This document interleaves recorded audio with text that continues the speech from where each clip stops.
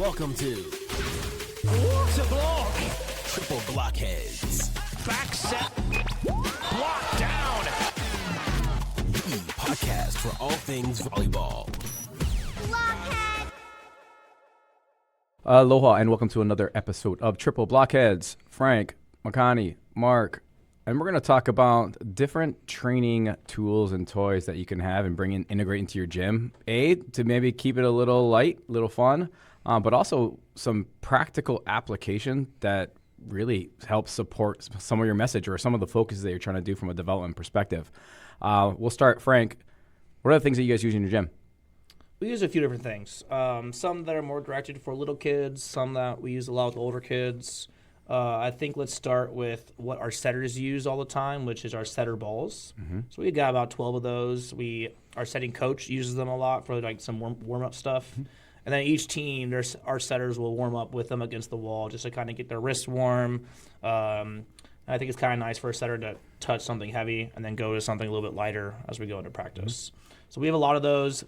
Doesn't always matter if those balls are flat because they're going to be heavy no matter what. We don't really need them to bounce. They last a little bit longer. I feel like our actual balls get more and more flat each practice. So we have some issues there with our balls getting too flat. But with the setter ball, it doesn't. I don't think it matters as much. We use Noodles a lot. We use them for blocking. Like we are trying to swing high against the block, so sometimes it's nice to have Noodles there if you want to save your blockers from jumping a bunch. We'll also use them for defensive purposes. If we're working on defending cross, we'll set up some Noodles that show a blocking, line or whatever. So it creates some sort of pattern of something being above the net with Noodles. Also a good visual. Good visual, yeah. And but those break. The more we hit against them, they'll break. So, but they're pretty cheap. We can buy some new ones. But we use those a lot. For little kids, dots and cones are so helpful, preferably dots so that you don't trip over a cone. But those little kids who are learning base for the first time and they're learning how to do lines, like where's a certain line start at, just having a visual of a dot being on the court or even just off the court to kind of show the parallel space that they should be at are super, super helpful. For a little kid who we're trying to teach them how to transition, maybe one of the introductory items you use is a dot in the kind of the area you want them to go to. I don't think you want that there the whole time, though, because you don't want them being reliant on a certain spot and looking for that in match play, but it at least teaches them an angle in which to move to at first. But dots have been very helpful for the little ones and keeping them organized. That's always a challenge for sure.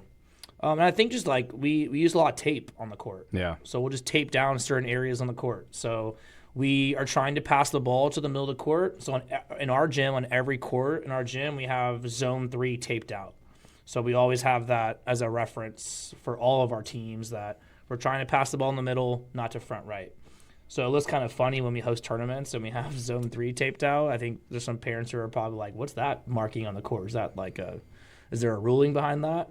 But that's just for our passers in the gym. We keep that there the whole year.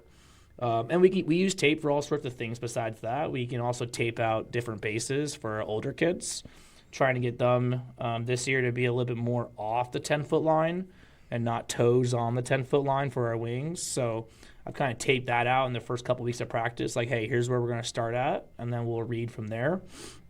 And then we got rid of the tape because we don't want them to be super reliant on it. But it's nice when you're introducing something just to use some tape. It might even be better than a cone because you won't trip on it. It won't be a liability. Video replay for the older kids. We have a couple of those stations set up. So we have a TV that rolls and an iPad that has some replay set up on it. I would love to hear what Mark has in his gym with video replay. I would love to make our video replay a little bit easier to access for our kids.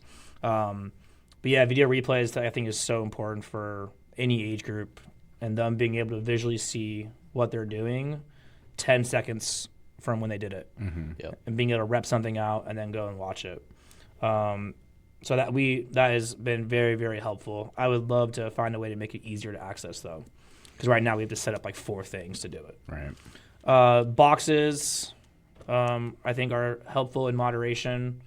When you put a hitter on a box, like, is that box like the actual height in which they jump. You know, like too big of a box doesn't really make sense for the angle in which you're going to swing at sometimes. But boxes for coaches are kind of nice if you're doing something really, really closed circuit and you're just working on some digging at a certain point. But you're going to eventually, you know, not want to do that forever. You're going to want to dig some live approaches. But boxes are something that we have throughout the gym. How tall are your boxes? Too tall. Like 2 feet, 24? Probably 30, like 36. Ooh, that is 30? Yeah, Wow. they're too big. We did buy some new ones, some sports imports ones that are nice. So we're starting to cycle in some shorter ones that are more realistic. Personally, for me, you won't see a lot of my hitters doing box stuff. We'll do a lot of jumping instead Yeah. with the time that we have. But little kids who are just doing only arm swing, upper body stuff, some of it helps. But yeah, I'm not super big on box stuff for hitters. Yeah. And then I think just the volleyballs that you have. I think there's ways we can manipulate the actual volleyball that we use. If we're doing some passing stuff, like doing the whole put it under your shirt to create some space in your elbows as a way to maybe feel something. I think some of that stuff's good. But those are probably the things that we use the most. We have a setter target that we use sometimes. Again, good for a warm-up, but I don't know if setting to the same exact spot every time is realistic for a setter. It's probably something that I want my setters working on setting the hitter, not setting into a dot just setting into a circle every time. But again, great for a warm up. Great if you're just a setter by yourself setting. Have something catch your set so you're not shagging the ball 50 feet across the gym. But I know there's more out there, so I would love to, you know, do what makes sense for the gym, especially that video replay stuff. Like, I think that stuff's so good. How do we have more of that in the gym? So video replay, in its nature, you're kind of like, it is a lot of equipment. It's stuff. Yeah. You know what I mean? The easiest thing I can say is get a mini projector, Apple TV, iPad, or something that can feed into that Apple TV. Right. If you have those three things, So that's what we do. you just We are project it on a wall, Yeah. record from the iPad, AirPlay to the Apple TV. That's probably the simplest way to do it. The projector's nice because you can be kind of far away. You can blow up the size Yeah. depending on the type of wall that you're putting it on. You can get in the video. But I think the biggest thing with video displays is that you can move them. You know what I mean? You're going to have to record from different spots to get the angles that you want them to see, and then they have to be able to, it has to make sense for them to move and see it in that space. So however you're planning it, make sure it's mobile. That's like the big thing. We are not special in that right now. We have like a big TV mount on wheels that has the Apple TV. And then we set up iPads wherever. And we have a couple on video delays just through an app. And that's how we do it. So we'll move the iPad, move the TV where it makes sense, where they're going to come off and be able to watch it quick and then get back and go. Yeah. So I think it's more expensive. Like, that's an expensive, there's no way to get around. Like, I haven't found a really cheap way to do it. You could probably record on your phone and do the same thing, and then you don't need an iPad. But logistically, it's more expensive. That's the same thing we do, except no projector. We just have it on a TV, kind of like you're talking about. But the projector, I like the ability to access that. The price point for a projector that can cast on a wall big enough during practice with the lights on that they can see is pretty good. Like, the tech behind projectors is getting much and much better. So for $500, you could get a really good projector that could project way bigger than whatever TV size you can get for that same amount of price. Right. So I think from a visibility standpoint, especially if it's something more total team, like you're watching passing patterns or how they move in the seams, a projector makes sense because everybody can just turn and look and see it from where they are rather than having to walk over to the exactly to the TV to see it. And they have functionality now that you can just cast from that directly to the projector Bluetooth. So you don't even need the Apple TV. Like, you can just go directly from the iPad directly to the projector, and you cut that expense out too. There you go. So there you go. I don't even know. Solved I don't it. even know what Podcast I'm over. talking There you about. go. Yeah. Video replay, super, super important, more expensive. Other things you touched on that potentially have some cost to them are jump boxes. If you can make it. That's the cheapest way to do it.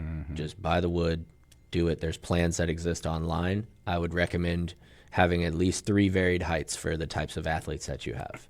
You need one that's probably 14 to 16 inches, maybe one that's 20, and then maybe one that's 24 if you have a leaper or a short coach that needs to be able to input. But varied heights, really, really important.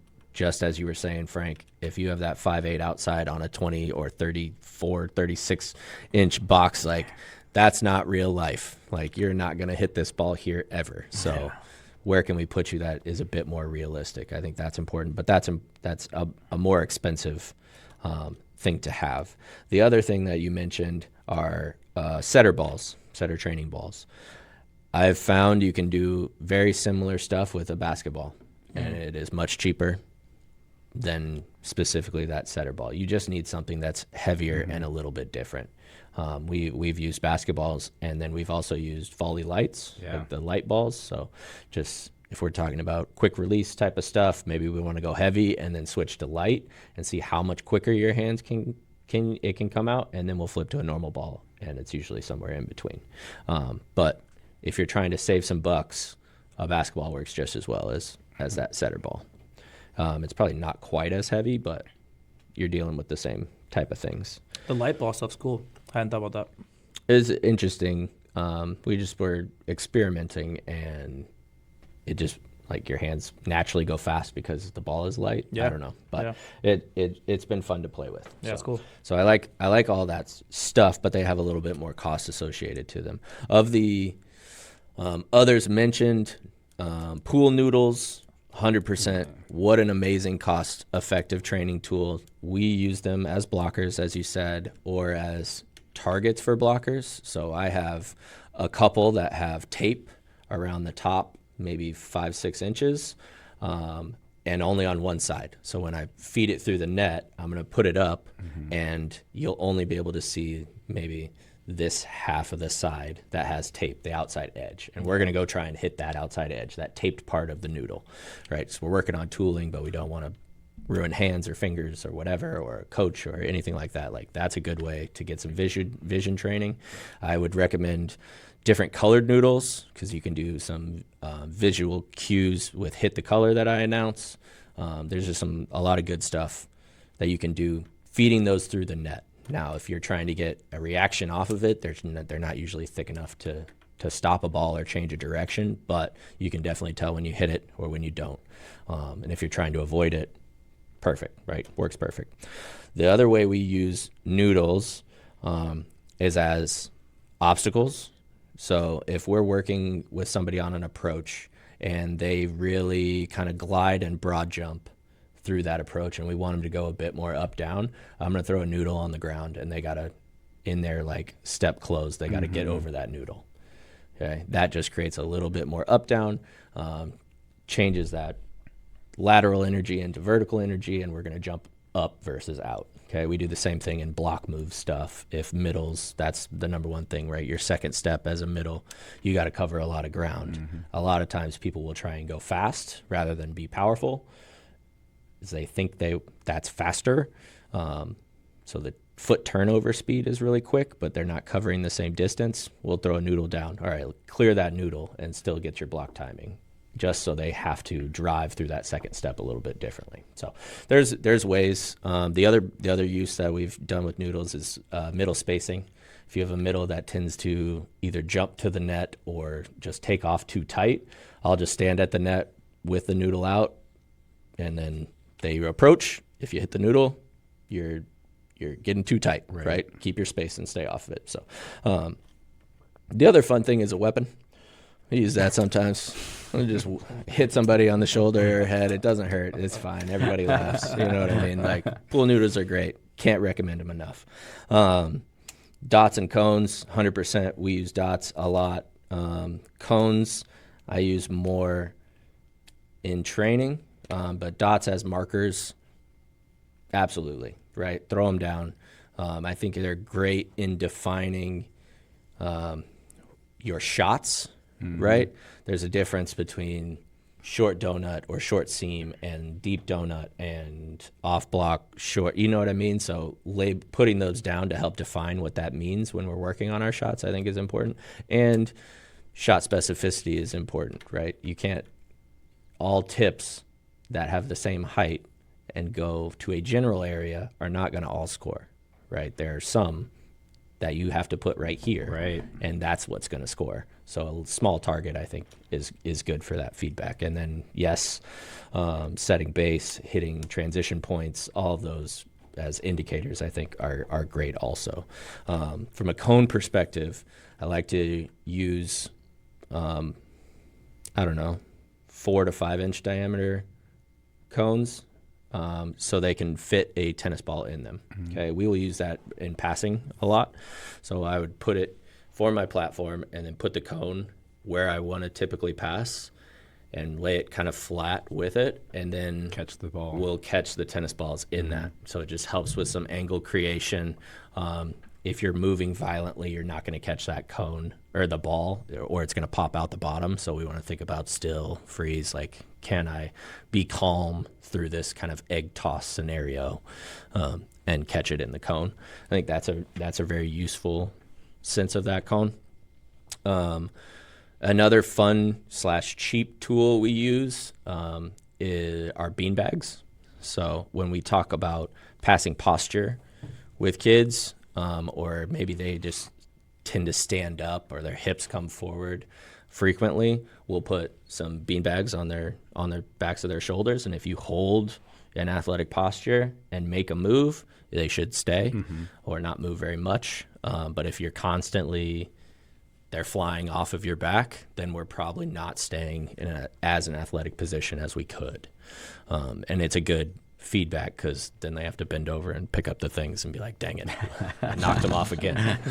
just figure it out, and then they'll stay on your back. Right. You won't have to do it. So I like all of those things.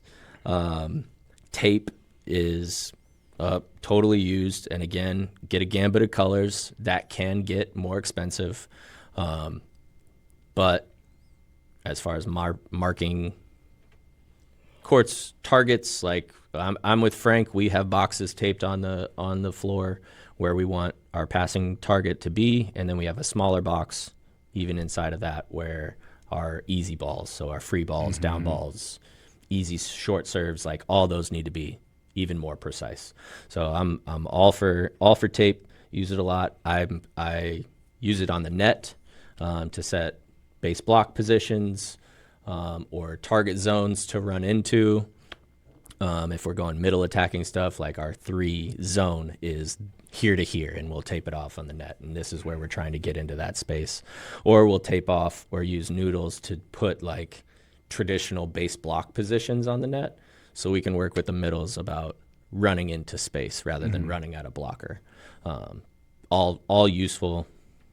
We do that stuff a lot. One of the other uses of tape that we've done a lot recently are call them train tracks, but put them down on the service line. Make sure that your servers are following a straight line to go attack. That's something that has been really beneficial, but an issue with younger kids, right? When you're trying to streamline and get them to do less from the service line, that's a good way to kind of get it uniformed rather than I step this way, but I tend to jump left, and I also toss to my right, so that's why I'm being inconsistent from my serve. I was like, well, let's just stand on a line real quick and go serve down this line and figure it out. So I like all that stuff. That's all great. We use balls also under the shirt.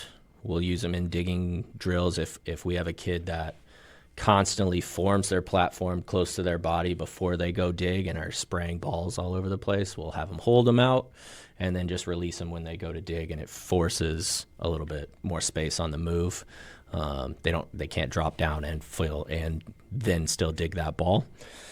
So I like all of that. The biggest thing probably one of my favorite training tools is elastic. And you can go different varying widths. I think we have maybe a 1/4 inch elastic that we work with right now.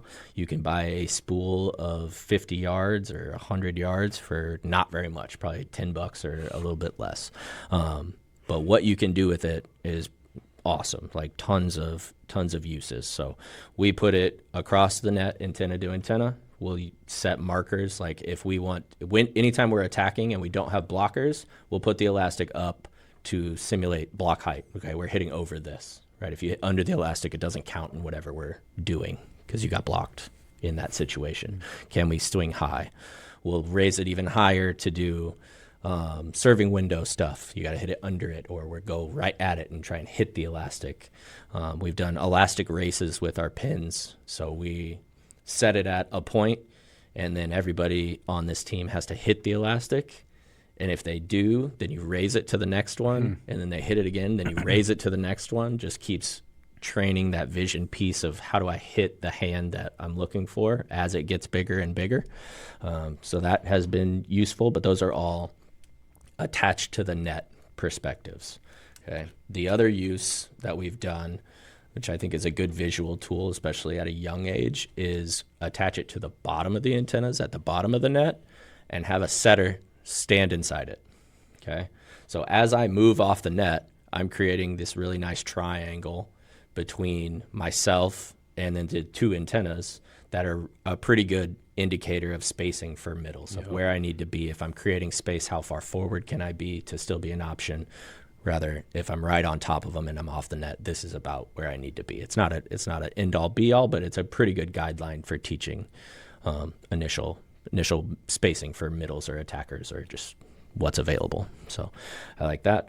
The other really useful piece is if you don't want to spend the money on tape, as far as setting boundaries for games, like that's the biggest use of tape, is drawing a line that goes from one end line to the other end line to split your court in half, right? That's a half roll of tape that you just went through. You spent $4 setting up this game. You know what I mean? So you can use elastic on like 2 5-pound weights and then create and manipulate that court size all over the place, whatever you need. If you need a diagonal in this game and now I'm splitting in half, or maybe I'm splitting into thirds and we're going to play some narrow court stuff, like you can do that, and the elastic will sit on the floor. Well, we've done it for years. No one has slipped or hurt themselves on it or tripped over it. Like they trip over phantom tape lines way more than they trip over the elastic that's on the ground. Truth. So there's just a lot of practical uses for elastic. And I'm all for being creative with whatever you have. You know what I mean? Like I'm of the school growing up. It was don't throw it out. We can find a purpose for it. Reuse it. Yeah, Repurpose. we can find a use for this that can be productive. That's frustrating at times because I'd be like, let's just throw it out. And the coach would be like, no, like, I feel like this could be something. So like old setting hoops that we would transfer into, we'd strap a board to them, and now they became tooling things because they would rotate if you hit it hard enough on the edge. You know what I mean? So like, there's always a purpose. So try and be creative when you're going through this. And I think that's one of my strengths, is not coming from a traditional background in practice organized volleyball. Is I had to figure out how to do these things, and it just made sense for me to use tools or visuals or whatever to get it done. So I think all of that is like, that's, if you can look for something that helps them understand it a little bit differently or feel it a little bit differently, like you're on the right way. There's some kids that can learn from just being spoken to. There's some that have to see it. There's some that have to feel it. So let's attack it from all those elements. Okay. What was the last one I had?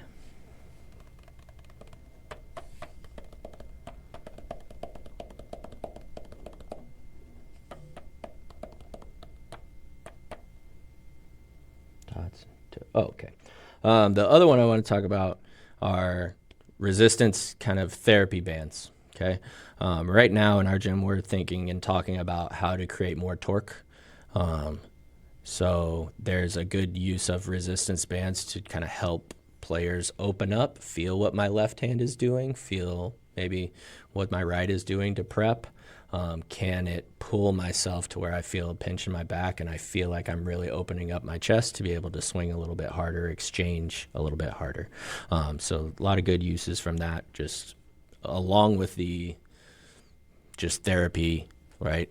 By the time you're in high school, you probably should be working into a low resistance shoulder prehab type of system. So just having those around, I think, are good. And then there's some practical uses to them. The last one I want to touch on, and I feel like blocking tools are hard. Like that's a hard thing to get practice at, just blocking in general. But we, at our level, we are so concerned about breaking fingers, the number of jumps that it takes. We're really trying to limit what our players have to do because they lift weights 5 times a week. They're practicing all these days, right? I don't want you to take 200 jumps. So if we can limit the jump piece, but we can still get something out of it, we're going to do it. So we use boogie boards, are a relatively cheap thing to buy and be a blocker. You can also use them. You can hold them and do some angle creation from a passing perspective. We use shovels, like snow shovels, like Iowa. Cheap $10 snow shovel is as good as blocker as anything else. Okay, and then we can have managers or whoever just step in. I like to use 2 when I'm setting it, and if you have a coach that is capable, that's great. But then you can create seams or a double block that gives line or takes line or gives you a hole. So like that visual, I think is really important. The other piece from a blocking perspective, and this has saved our fingers so much, are using dodgeballs. So like gym foam dodgeballs. They have like 8-inch diameter ones and probably like 11, 12. Get both. They're more expensive, but they're super, super useful. Okay, they move and like you can react off your hand just like a normal volleyball will. But when it hits their hand, there's zero risk of jamming a finger or doing anything. So we use that a ton. You can set them. The bigger ones, if I'm self-tossing, I can go, but we use the small ones a lot. Go grab it, land, take it, put it back, whatever it is. If we're doing solo hand stuff, that's almost always a mini ball type of thing. The other use is just it draws awareness to what your body's doing. So we've started using it, putting them in the left hand of some of our attackers that don't utilize their left hand particularly well. So when they draw, there's a big yellow ball in their hand, and while they're still looking at the ball as they go attack, they have an understanding of, did I see this big yellow thing or not? And I think that's another important feedback, right? It has already started to make strides at adjusting some of our offhand use and exchange and trying to hit harder. But another good use through that. I think that is about the extent of the cheaper stuff that we like to use. Now, I am fortunate, and we have lots of other more expensive tools and toys that I like. We have a big square passing target, great for individual reps. Smaller than your probably taped box that you have, but still there. Throw it out there. Let them get their reps. If you're just trying to pass the target, that's a great way. Instead of having a human there's nobody setting, just I can chip, I can serve, and we can get lots and lots of rips, and they get the automatic feedback. If it hits the rim, pretty good. If it goes in, amazing, way to go. If we missed, we'll adjust and keep going. Serving machine, when you get to a certain level, it's hard to get a coach or multiple coaches that can serve 40 to 50 miles per hour consistently and hit the things that you want them to hit. A serving machine will do it every time. So that's a couple $1,000 investment, really expensive, super nice if you can do it. The ones now are like a 3-wheel spinner, kind of like a football gun. And you can adjust for it to dive left or right or topspin or float or whatever. So like what you can simulate is awesome. its uses are awesome. You do need somebody to man it, and it does destroy your volleyballs. Like, that's something they don't tell you over time. That's good to know. Is like, if you're feeding new balls into this, it will ruin the leather. So we have a special bag of probably 50. We call them, what do we call them? Serve machine balls, SMBs. Okay. So we have a bag of SMBs, and they are old balls that are not in great enough quality for us to use in practice. We use them for serve machine That's stuff. smart. Yeah. So make sure that I want to give that disclaimer to anybody that gets the serving machine. Like, it will tear up your balls. Get you some old ones. We use the video replay in our new practice facility. We will have just cameras built into walls and the net that will just feed into this specific replay system. And then girls will have access to be able to watch it after or right then, and it'll just fire it off to them. And you can hook up iPads or different things, and that will feed into a TV. So that's pretty cool. So nice. I can't even speak to the cost because I don't know. I just know it is a lot. But really, really cool option out there. Let's see. There's a lot of other things that I don't like as much, and I think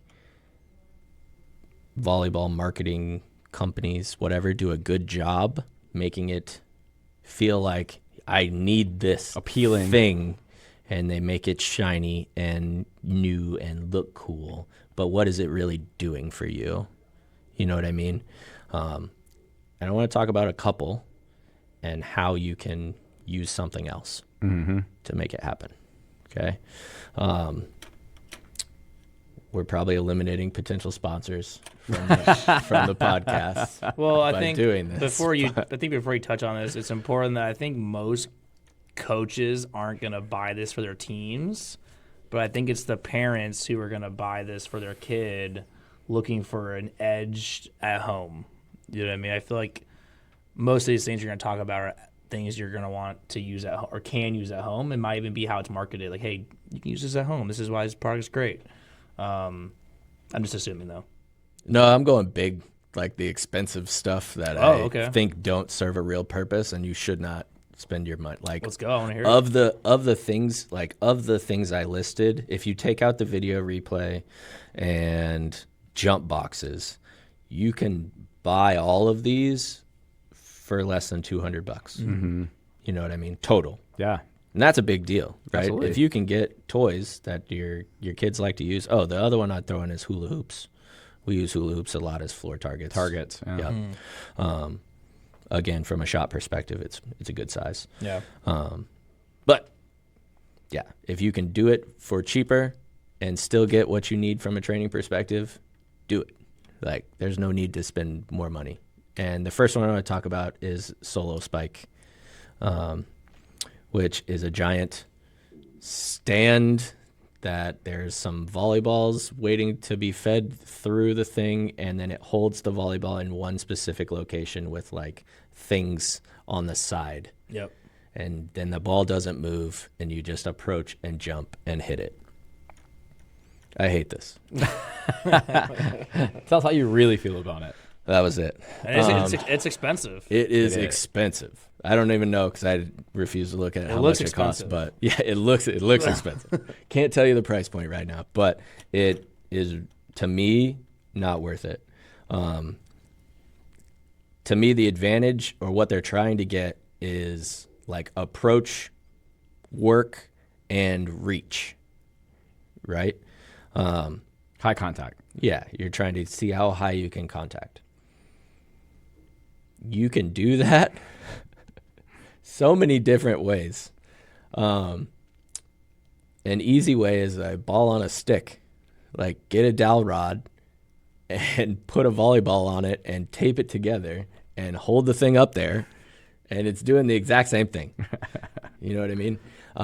The limiting factors of it, one, the ball doesn't move, which never happens in volleyball. Are you hitting a stationary object? It is always moving. When I toss it to serve, when I'm attacking, when I'm setting, it's always moving. So That's initially not great feedback.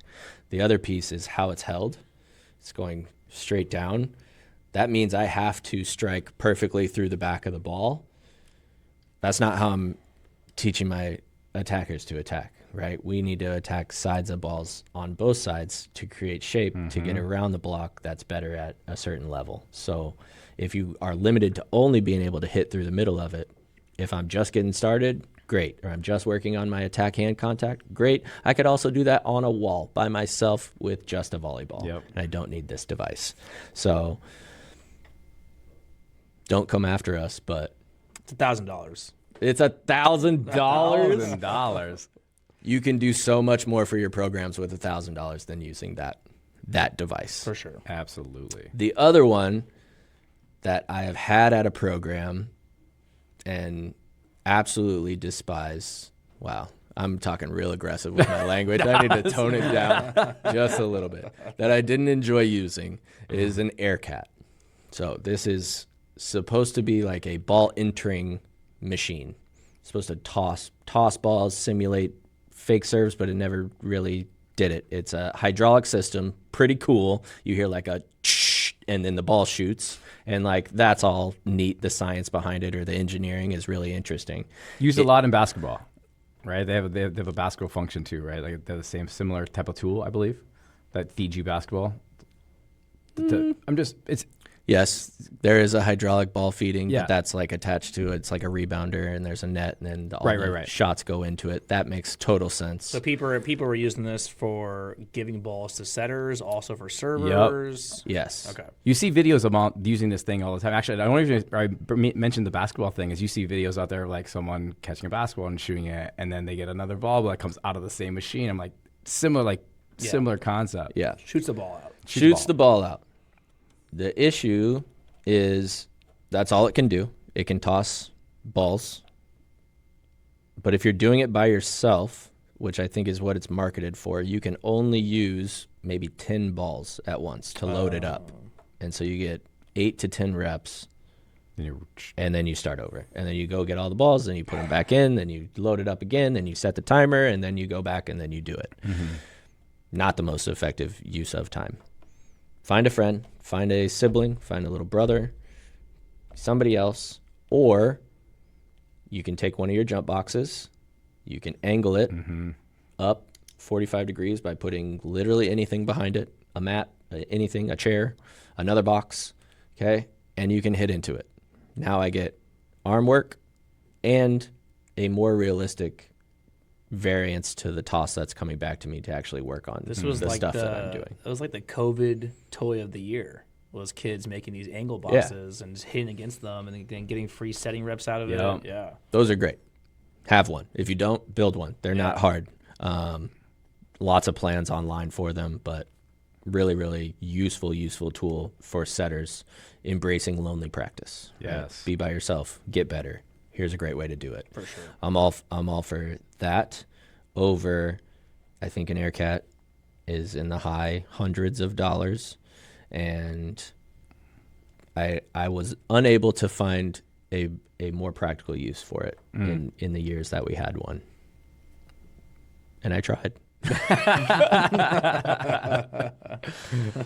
What are some of the other things, Frank? What are maybe the individual? So I things? think, I put myself in the parent perspective. You're walking through Walmart, you're in the sports aisle, you see a couple of different volleyball items. I think the one thing I might have purchased when I was a player was the straps that strap on your wrists, and then those straps connect to like your waist, and then there's bottom straps that connect down to your ankles.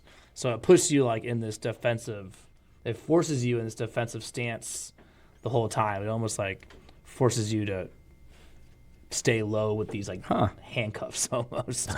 So I think it's marketed towards passers staying low, and then obviously like not being able to use your arms a bunch when you pass. Limit swinging? Swinging probably. Gotcha. So I don't know how much. I feel like it is the literal term is handcuffing the passer into always feeling like this every time you pass. And I don't think in games that's realistic. 100%. So Yeah, you pass at way too many different angles to only get Correct. good at these specific ones. Yeah, for sure. And especially if it's causing restraint as you move outside your body, like now you're forcing yourself to pass midline all the time. That's Right. not realistic either. Not realistic. Yeah. I do want your thoughts on the waist belt that has a cord that connects to the ball, and you're serving the ball, and it just like boomerangs back to you. I would be terrible at that. That is an accident waiting to happen. I don't know that you get the You get some hand feedback. contact. Yeah, but if you're working serving, The feedback don't only get the- lasts yeah. so long. You're not seeing the you'll actual be able- output. I like, to me, that's a hand contact Yeah. machine. Yeah. And depending on how hard you hit, I don't know how I feel about the pull that will come and where it is coming, right? If it's coming from the center of your stomach forward out of a serve that I've rotated past and then pulls me back the opposite direction, there's some potential injury implications there. Yeah, I think you're not even the time that you do get to see the ball leave your hand. You're probably already thinking about how do I catch the ball coming back. To Right, me? exactly right. Instead of even seeing the first 10% of the flight pattern. What do you guys think of the setting hands that has the little ball that's on your palm that's supposed to like create space between your palm and the ball? It feels unnecessary, is what I would say. Yeah, I don't know how much that is transferable to setting a ball and. I remember Real life. those exist for basketball also, like the little spacers that go in your hand so it's not on your heel. Yep. If you were going to do the exact same thing with stuff that you had, I would fold up a piece of paper, just a notebook sheet piece of paper, as many folds as I can. That will give you enough bounce, and then loosely tape it around the bottom of your hand. I think a lot of these tools are they're one dimensional, right? They're for one specific thing, like similar to the whole spike thing. You're hitting at one spot. It's one dimensional, and I think that for everyone, if you're thinking about using a tool, specifically one that's made specifically for volleyball, think about what you may actually be getting in that muscle memory. Are you getting something that actually is a deterrent from what your goal is of that practice in general? So, hey, maybe using that, I start really kind of coning my hands. And now when I'm contacting the ball, I don't have the shape of I'm the claw. And I don't want to be that. So you always have to think about what that muscle memory is going to teach you and how that ends up being transferable to live play. Yeah, I think for setters specifically, there's nothing. You can't cheat those reps. Right. Like the setter ball reps, the light ball reps is interesting, but like I think putting stuff on your hands, like I think you're limiting actually what you could be gaining by just setting the actual ball and just getting better at that. Yeah, So, I totally agree. yeah, I totally agree. totally. I think just be careful of what you're buying at the Walmart of the Volleyball products you're going to find at Walmart. Most of that stuff isn't allowing for real game-like feels for sure. And again, I think there's a, especially if you're buying them for individual training to get those reps by yourself. Yeah. There's some applications of some of these things that you can do through cheaper means, and those applications are very specific. But with coach's influence, you also have that specific thing then translate into different goals. And it's not just if you do that one thing for an hour every single day, now you're creating a whole different habit, right? Yeah. In my perspective, training tools are there to change a different look, a different vernacular, maybe a different cue, maybe a specific feel that I need to work on. But then you take it away and then you get into live play and see if it translates into what you're trying to work. Do you guys use setter targets a bunch for your setters, like the setting nets? Yep, we have two. We have one that's pretty normally just set to like the big target, and then we have one that is a much smaller one. Yeah. And we use both of them a good amount in our like pre-practice 15-minute setter training stuff. So we'll alternate between having a hoop or having somebody on a box for a target. We've used them without a system setting. Like, because you can adjust the angle of the hoop, you can lay it flat and be like, we want this ball to fall into this space. That's a great out of system set. Yeah. I think that's a good visual feedback. So I think that has some practical uses to it. We've taken the net off, and if we're talking about set trajectory, we'll have a very, very controlled, like, close toss, and they need to set. It has to pass through this target and get to this one if we're trying to limit up down stuff. What's that Harry Potter game they'd play? Quidditch. Oh, Quidditch. Yeah, I love that. Yeah. We do the same thing when you bring it up and you're trying to run a gap 31 in the middle. You have to make sure that high contact goes here. That's cool. Instead of staying that really low, that where you're locking up that middle. Yep. Yeah, that's good stuff.